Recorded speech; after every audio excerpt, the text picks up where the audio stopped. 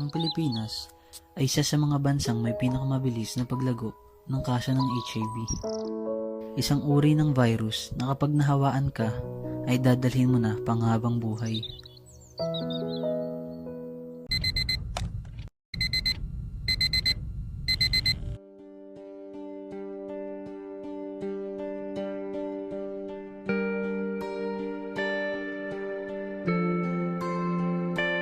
Sa umpisa, ang tao ay maaaring hindi magpakita ng palatandaan ng pagkakasakit.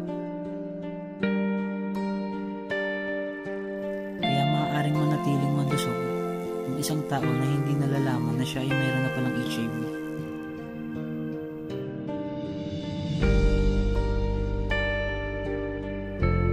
Sa ganitang sitwasyon, maaari na siyang makahawa sa ibang tao nang hindi niya namamalayan.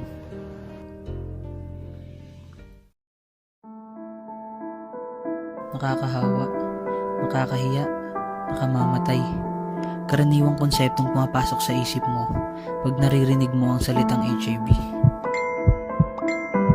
Mga paniniwalang nagtutulak sa iba upang mabuhay sa takot.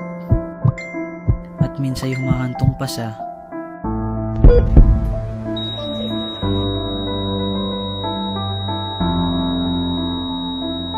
hahayaan mo bang mabuhay ka sa takot at pagdududa nang hindi man lang nakakasigurado sa lagay ng iyong kalusugan? Hindi pa ito ang katapusan. Gumising ka. Imulat ang isipan. Itigil ng bangungot ng mga haka-haka at maling paniniwala tungkol sa HIV. Kumonsulta sa mga eksperto upang makasigurado at mas maunawaan pa ang HIV. Huwag kang matakot.